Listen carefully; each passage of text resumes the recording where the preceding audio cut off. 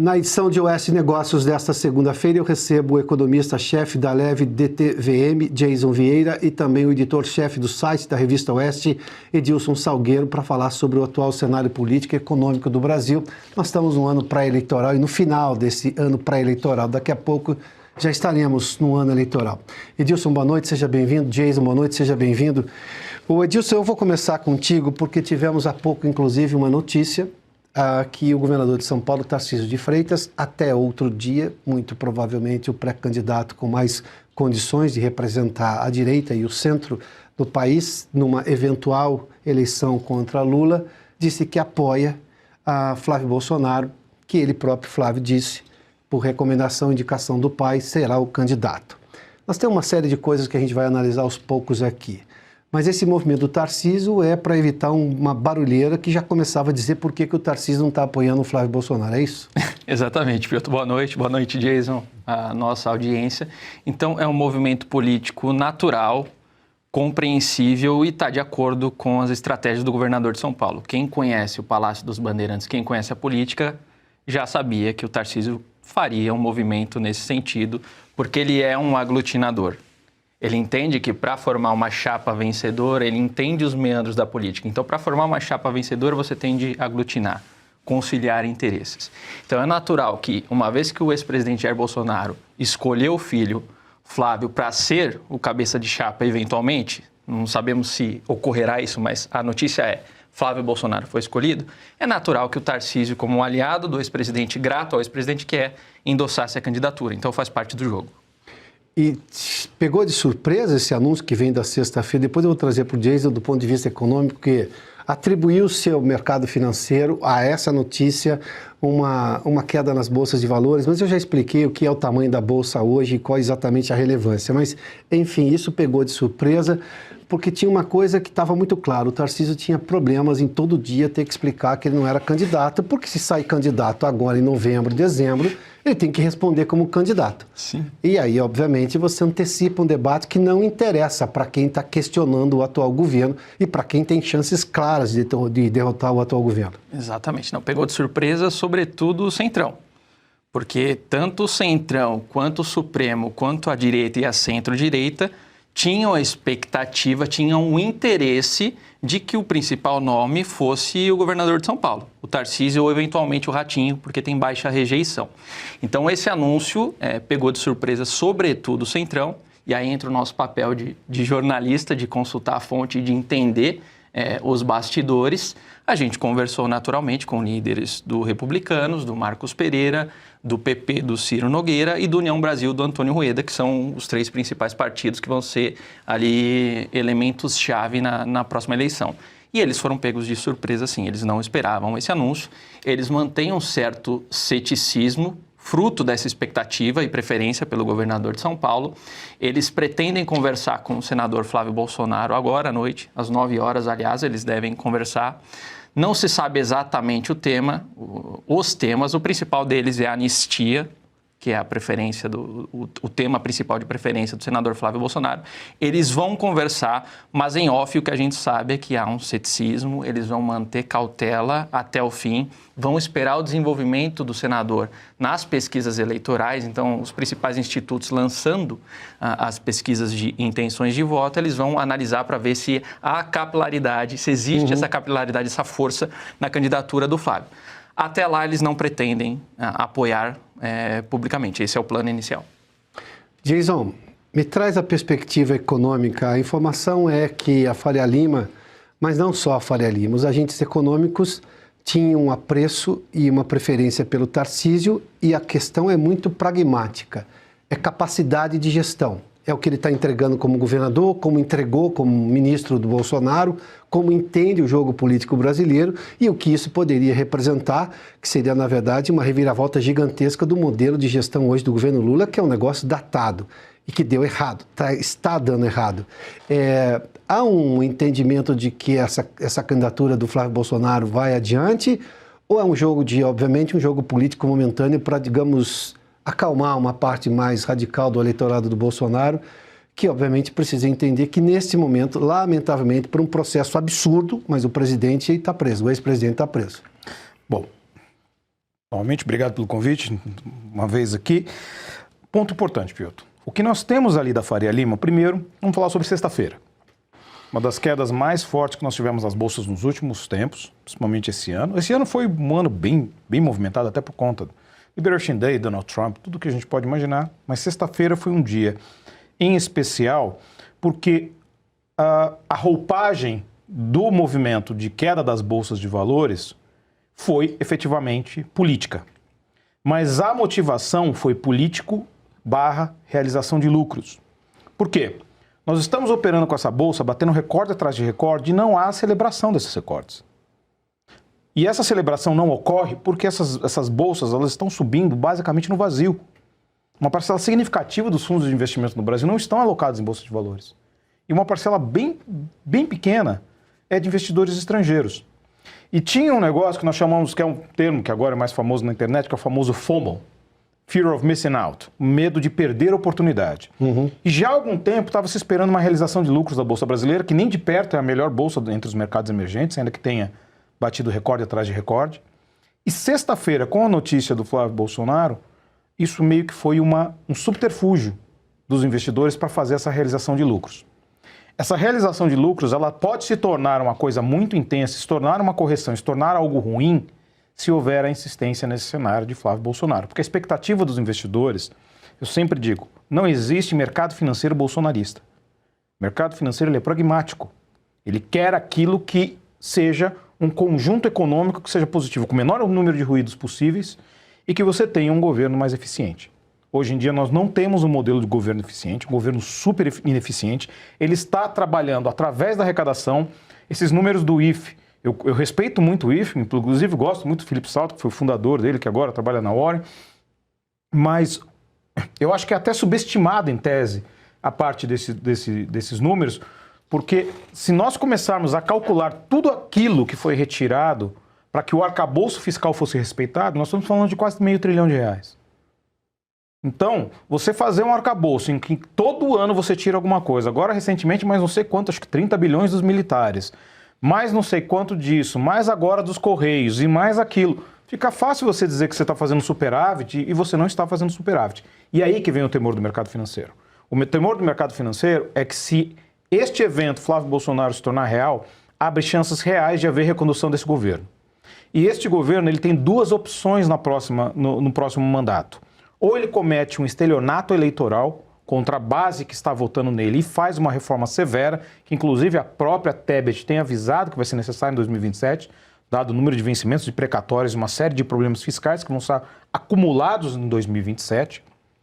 E se ele fizer isso, nós já sabemos que tem outro problema, ele é muito ruim para fazer isso. A parte de tentar fazer essas reformas importantes, eles têm um problema de condução de reforma. A não ser que eles peguem nomes extraordinários em termos econômicos e realmente façam o que aconteceu no Lula 1, coisa da qual eu não acredito, que há uma contaminação política na percepção econômica do PT. Se não for isso, provavelmente vai ser uma reforma capenga e problemática. E pior, se esse governo for reconduzido, que é o que acontece, que são todos os temores do mercado financeiro em todos esses eventos, pode acontecer o pior. Eles podem não querer fazer as reformas. Aí sim, a situação para os próximos 4 anos não há o que se imaginar. E não venham dizer que o mercado financeiro é isso, é direita, esquerda, coisa parecida. Porque com as taxas de juros atuais, isso facilita muito a vida do mercado financeiro. O mercado financeiro poderia gostar muito desse governo.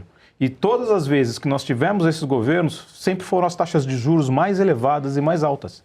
Deixa eu trazer isso que o Jason falou há pouco para a minha próxima pergunta a você, Edilson. O Jason falou sobre pragmatismo. Se a gente olhar com mero pragmatismo, sem nenhuma paixão política aqui, esse governo é insolvente, basta ver o endividamento que ele vai. Ele é indefensável e por isso é insustentável.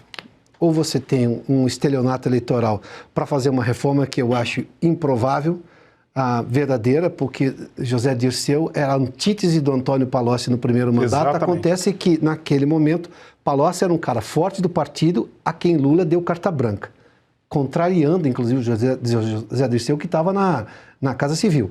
Só que a liberdade que Palocci teve, eu duvido que um outro economista tenha, ainda mais com, digamos, um Lula que vai estar um pouco mais fragilizado e de ser o mais poderoso. Ou seja, essa lógica política do PT ideológica vai ficar mais forte.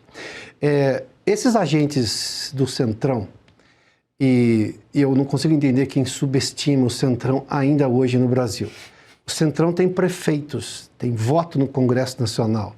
Se eles pendem para um lado, você tem um resultado. Se eles pendem para o outro, eles têm... Porque eles são divisor de águas. Exatamente. E não adianta, eles chegaram lá com voto também.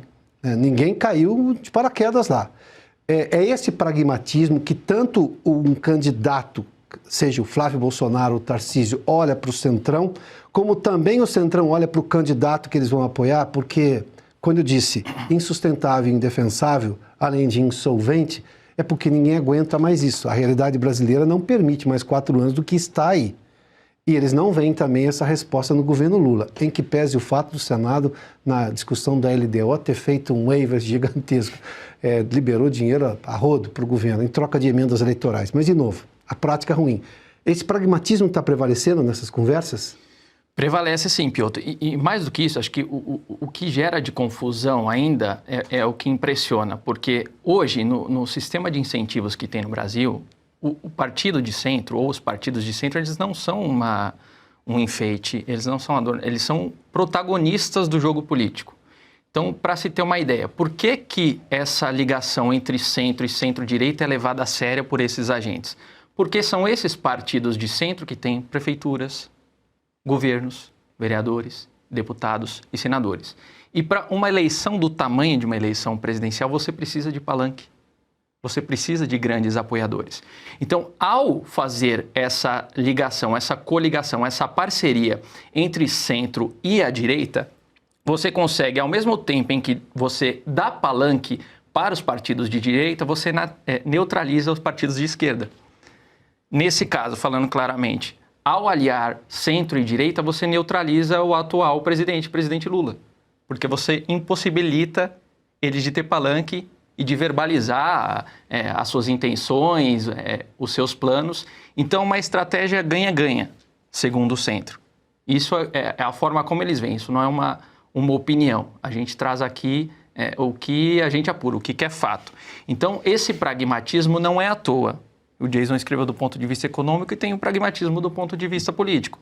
Porque, além desse cenário de você precisar de palanque, você tem uma questão que é muito subestimada hoje, é muito discutida nos pequenos centros culturais. Então, nas universidades, no jornalismo, que a gente tende a entender que o Brasil é dividido entre centro e entre direita e esquerda, que há uma certa polarização. Isso não existe. Isso está restrito às universidades e ao jornalismo. A maioria das pessoas também é pragmática, Piotr. A maioria das pessoas quer comer bem, viver bem, quer instituições estáveis. Eu costumo dizer que todo mundo acorda querendo fazer o dia dar certo até o... É isso. Exatamente. E querer fazer o dia dar certo, quando você foge desses polos, eu digo que tem 40% no meio. Exatamente. Os mesmos 40% que elegeram o Fernando Henrique nas duas eleições em primeiro turno, e parte desses 40% foi para o Lula nas duas eleições e na primeira da Dilma. A segunda Dilma, enfim, foi aquele barulho todo.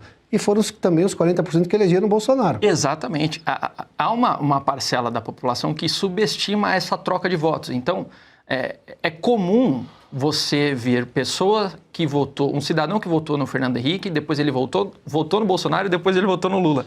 A mesma pessoa, porque não existe esse apego ideológico. Ele vota naquele que lhe parece mais conveniente ou melhor naquele momento.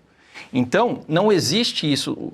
Aliás, existe, mas uma parcela muito pequena da população, o direitista ou o esquerdista, que ele vota com base em valores. O restante da população, eu diria a maior parcela dos eleitores aptos, é pragmático, que é isso que a gente está falando. Dizem até que em qualquer lugar do mundo que seja em tese polarizado politicamente, em tese, porque a polarização ela é sempre o som dos mais altos, Exatamente. Sim. Né? O som dos que gritam mais, né? A polarização, ela atinge 40% dos eleitores, em média. E dividido mais ou menos 20% para cada lado. Só que são uma parcela muito ruidosa. Os 60% da população oscila ao bel prazer da questão política. É mesmo porque a grande luta, por exemplo, dos Estados Unidos, que é também um país polarizado, é buscar sempre o que eles chamam de purple. Porque lá o Partido Republicano é vermelho, incrivelmente, né? Diferente do que... E lá o Partido Democrata é azul. E aí, obviamente, que o meio termo dessa história é o roxo. Então, o que eles chamam de purple states nos Estados Unidos são aqueles estados que oscilam bastante conforme vai passando o tempo. E tem que se entender que o Brasil tem algo semelhante. Por mais que ambos os lados chamem esta maioria de isentão, como se fosse alguma coisa ruim e tal, são pessoas que estão literalmente tentando viver seu dia a dia. São pessoas que não estão sendo afetadas, mas não estão dentro da discussão, por exemplo, da guerra cultural, Exatamente. não estão dentro da discussão da guerra política. São aquelas pessoas, eu digo uma coisa assim... Trabalhador brasileiro, Exato. comum, cidadão. O cara que precisa fazer o dia dar certo. Exato, e o cara que precisa fazer o dia dar certo, o que o PT muitas vezes deixou de entender é que esse cara, ele é um pequeno burguês com aspirações capitalistas. Jason, deixa eu só pegar esse ponto seu. O Lula que foi vendido na eleição passada não é o Lula de hoje. O Lula que foi vendido na eleição de 2022 era o Lula que tinha sido responsável com as contas públicas na gestão Palocci e que depois, com a China no segundo mandato, fez o Brasil crescer. Não era um Lula radical, ele não divulgou o programa de governo. A boa parte da propaganda do PT vendeu um Lula que seria conciliador. Eu vi colegas dizendo assim, não, o Lula vai escolher o Henrique Meirelles para ser ministro da Fazenda. Escolheu o Haddad. Bom, isso já demonstra muita coisa. Então, quer dizer, esse eleitor, e ainda assim foi uma margem pequena que venceu a eleição, esse eleitor dessa pequena parte que pendeu para o Lula, se soubesse que o Lula seria esse, hoje provavelmente... Provavelmente não teria votado. recall, não votaria no Lula de novo. Não. Eu teria uma inversão desse voto. A popularidade dele, que nós observamos pelos números, é o que diz isso. Bom, daí a importância que você está dizendo do pragmatismo desse eleitor, que o Edilson também fez menção. Exatamente. Esse eleitor vai ser pragmático. Eu chamo de demanda reprimida por dar certo. Exatamente. O Brasil tem um negócio, o sujeito quer dar certo, ele não aguenta mais ficar explicando o que deu errado. E outro, o Brasil precisa de 2 mandatos fiscalmente responsáveis. Isso aqui, nós estamos... Eu ouvi esses dias, eu não vou me recordar o nome do rapaz, é um rapaz chinês que mora aqui no Brasil e ele brinca na internet, no Instagram, ele faz esses memes, a brincadeira de, não vai pagar, não tem garantia, não sei o quê. Ele é engraçadíssimo e é um cara inteligente. E aí ele estava num podcast recentemente e aí perguntou o que é diferente do Brasil para a China. Ele falou, vocês têm que entender o seguinte, o Brasil e da China, obviamente, tem questão de liberdade, como funcionam as coisas lá, na China você tem que trabalhar demais, não sei o quê, mas trabalhar muito também não é problema, porque a gente trabalha muito aqui no Brasil. Mas ele falou assim, o problema do Brasil é o seguinte, o que acontece quando o cara é herdeiro? Às vezes o cara não gosta de trabalhar, porque o cara é herdeiro, já tem tudo, ele vai se esforçar para quê? Ele falou, então, China, por maior que seja, China tem muito mineral, mas China, no Brasil você joga a semente nasce. Na China não, você tem que tratar a terra, tem que fazer um monte de coisa. Então a China, você tem que fazer muita coisa para a coisa funcionar. Você tem que trabalhar muita coisa. E você tem maremoto, terremoto e furacão e não sei o quê. Brasil não tem maremoto, não tem terremoto, não tem furacão, onde qualquer semente que cai na terra nasce, você tem água, você tem energia, você tem tudo. Vocês herdaram isso. Isso aqui é um país de herdeiros.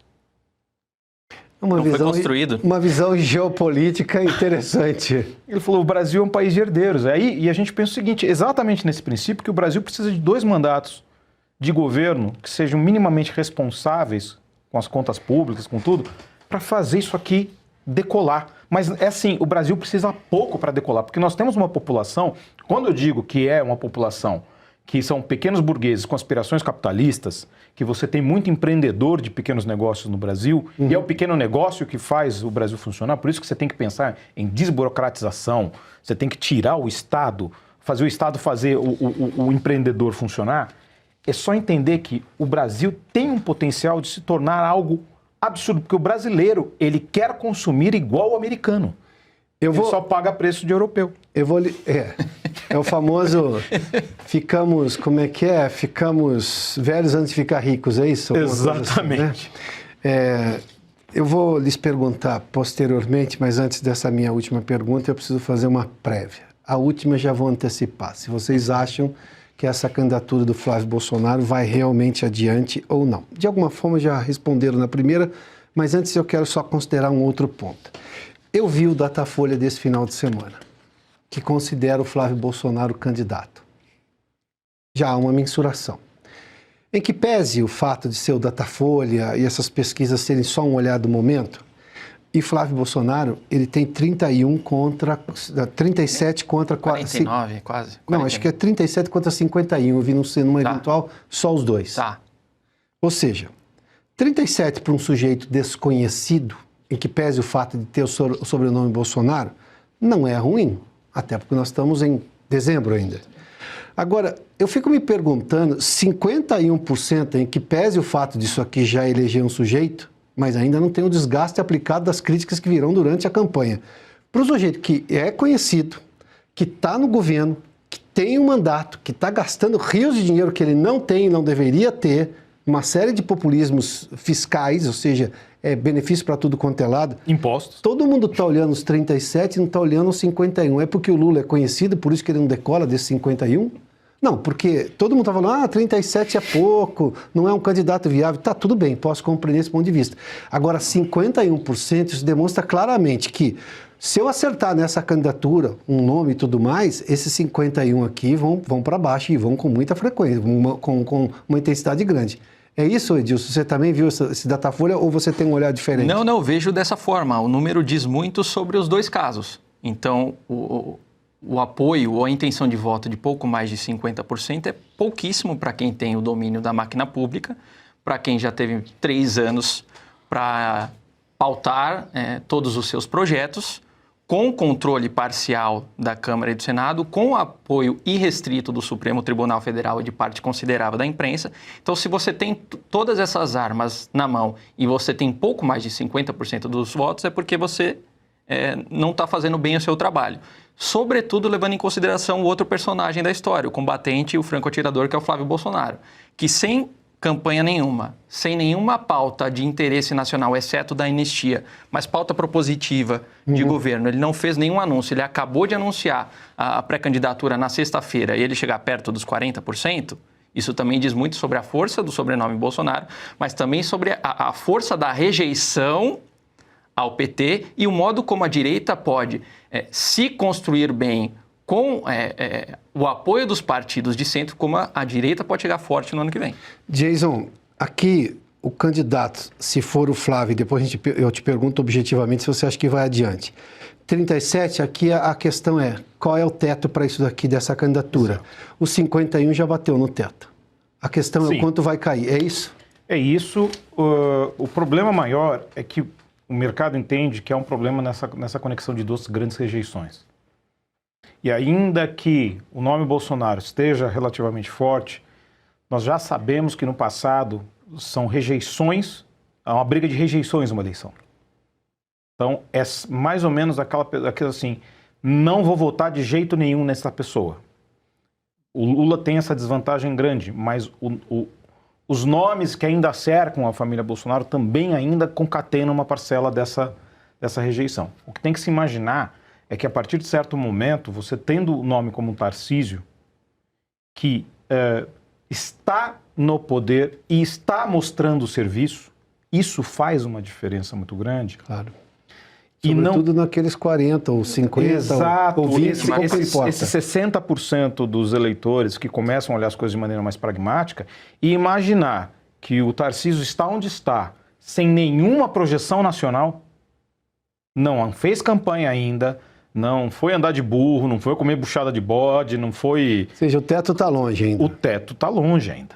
O teto ainda está longe. Estamos chegando num ponto em que... em termos de viabilidade, nós estamos falando ainda que, entre os dois, sim. O Flávio, 37, dado o atual cenário, preocupa um pouco, porque é o teto do Lula, beleza? Mas em termos de viabilidade e talvez de concatenação, eu tento me lembrar um pouco, essa concatenação é aquilo que o governo Temer teve. Ele foi um governo que, no momento que ele entrou, ele conseguiu quebrar barreiras políticas, aprovar coisas importantes, teria avançado mais se não fosse uma sabotagem da questão lá do Wesley Day, que afetou o mercado financeiro. Um dos maiores atrasos na vida brasileira. Nós sabemos quem são os protagonistas, nós sabemos quem foram os mandantes, aquela história toda foi para atrasar mesmo. Poderia ter avançado muito mais coisas. A reforma da Previdência teria sido aprovada no governo no governo Temer. Tava na ponta da agulha, como se diz. Exato, mas aí o que acontece? Mas nós notamos que só 2 anos de governo Temer, o Brasil conseguiu fazer um avanço econômico e institucional absurdo, vindo de um cenário de terra arrasada. Nós tivemos no governo Dilma um aumento da pobreza no Brasil. Nós tivemos uma recessão real com perda de valor econômico, como raramente se viu no último século no Brasil, inclusive passando por período de guerra. A maior recessão da história. A maior recessão da história. Nem a pandemia foi tão ruim. Nem a pandemia foi tão ruim. Por isso a frase, né? Dilma foi pior que a pandemia. Dilma foi pior que a pandemia, exato. E aí quando nós vemos isso, fica a preocupação. Como é que vai ser o 4º mandato de um presidente fragilizado, de idade ultra avançada? Quem vai ser o vice dessa chapa? Sim. Como é que isso vai se desenhar? Tudo isso traz preocupação óbvia para o mercado financeiro, que tem, obviamente, toda a questão de Só uma pequena observação para corroborar a ideia do Jason. O pragmatismo a que a gente se referiu do centro também envolve essa questão da rejeição. Exato. Então, tanto o governador de São Paulo, Tarcísio de Freitas, quanto o Ratinho Júnior, governador do Paraná, tem baixíssimo índice de rejeição. E isso é um fiel da balança muito forte no segundo turno. Porque ali é um ou outro. E é onde você mexe nesses que eu chamo de 40%. Os 40%. Esses 40% estão... Os pragmáticos também. Exatamente. Não é só o centro que é a rejeição maior ali é o que dá voto no outro lado. É o que ganha. Eu tenho 1 minuto ou 2 minutos, eu preciso fazer a pergunta objetiva. Começo com você, Edilson. Essa candidatura do Flávio, em que pese o fato de ter o direito de fazer, é pré-candidato, sim, se as pesquisas começarem a mostrar uma viabilidade do nome dele, o cenário muda, mas hoje, olhando para o perfil, inclusive, do Flávio como o mais político da família, e que tem boa relação com o governador Tarcísio de Freitas, é uma candidatura para, digamos, parar esse debate na família, que, digamos, extrapolou naquele evento do Ceará, uma discussão em palanque, eu nunca vi discussão em palanque, enfim, e, obviamente, ganhar tempo para uma decisão, para um eventual segundo nome ou não. Qual é a sua visão sobre isso? Piotr, eu penso que é uma estratégia de barganha. O Flávio, assim como todos os integrantes da família Bolsonaro, todos perceberam que foram escanteados pelo Centrão, o Supremo não os quer, só que olhando pela ótica deles, vendo pela ótica deles, eles entendem que eles têm os votos. Então, o que se diz de direita, o que se diz que se construiu de direita no Brasil, o bolsonarismo entende que é obra dele.